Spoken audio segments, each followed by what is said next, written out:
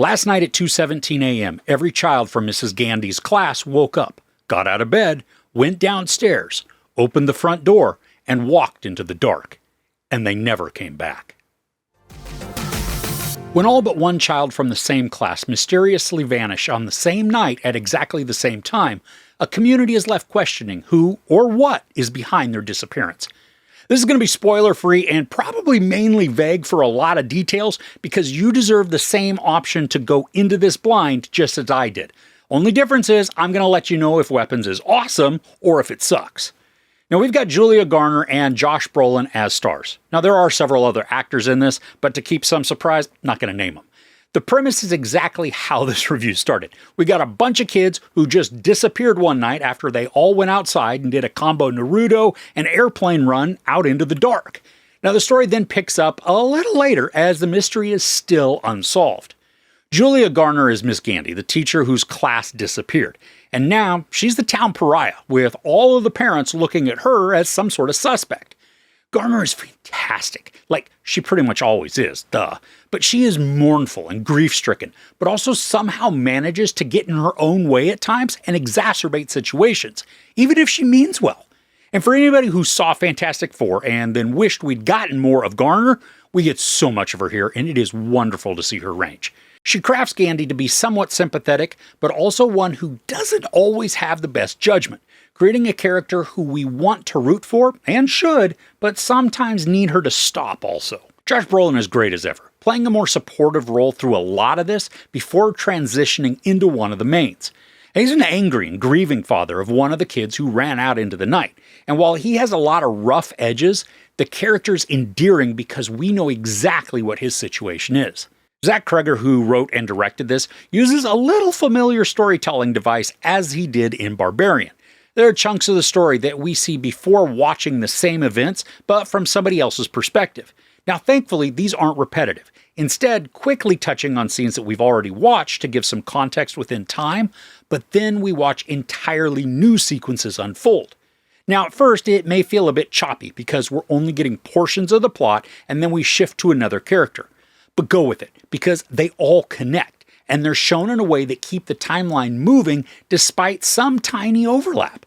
Now, the movie itself, it's just over 2 hours, but thanks to the storytelling and then the use of differing viewpoints, the pacing remains urgent and tense, even when we're watching moments that lack quickness. The intensity remains, and that's what builds increasing suspense. Now, something else that this story shares with Barbarian is the use of humor to accentuate the horrific atmosphere. There are several times in this that the movie is absolutely hysterical. The audience was laughing out loud, and not just some quick laugh, but ongoing belly laughs. They were contagious and earned. Now, sometimes the levity was brief, and it was used to make us let our guards down, only then to deliver some crazy gut punch of terror. And for as much as the movie was funny, it was also wince-inducing and freaky, with so many sequences of unsettling dread. Maybe it's just a door opening and us peering into the blackness. Maybe it's a glimpse of something that we never wanted to see.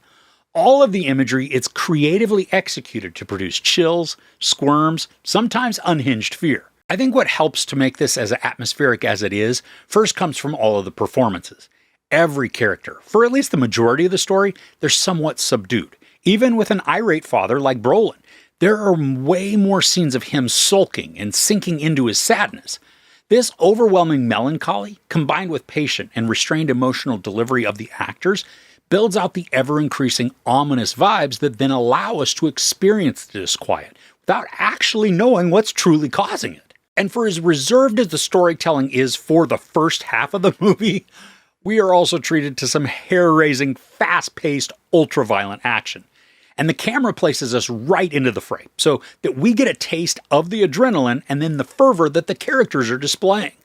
And while there are several scenes that use a following technique, there's one longer sequence in particular where the camera is directly behind a character as they traverse through all sorts of obstacles. I mean, the effect, it's immersive and invigorating, and I felt myself just scooting towards the edge of my seat in excitement, and also through a little stress.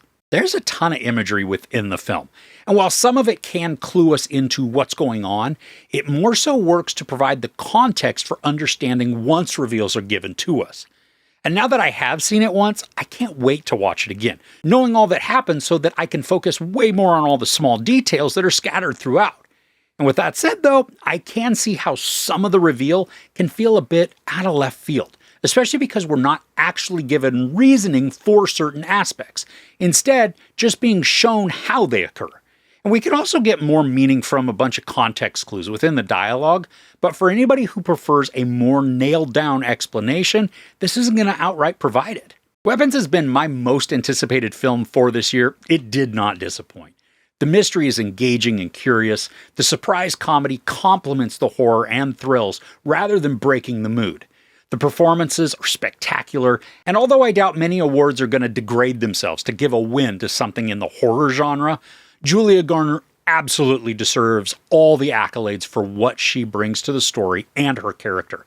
The entire film rides on her being the driving force for figuring out what went down.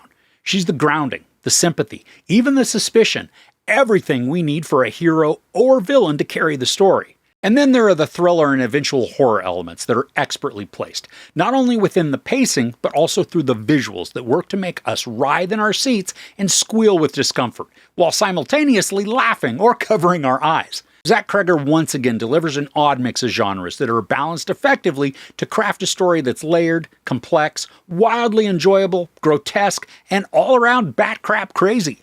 And despite the lack of a clear explanation for certain motives and some elements that could feel strangely out of place, the overwhelming emotion is disorienting delight, where loving it can also make you question some of your sanity. There's sex, no nudity, a lot of profanity, and then a bunch of gruesome violence. I give Weapons 4.5 out of 5 couches. This is absolutely one to see in the theater, and then to see again. Possibly again. But go in without watching trailers if you can. So what's an unhinged horror that you absolutely love? I want to hear your suggestions in the comments below. If you enjoyed this review, please give it a like. Also, don't forget to share and subscribe. I'm Chris. This is Movies and Munchies. Thanks for couching with me.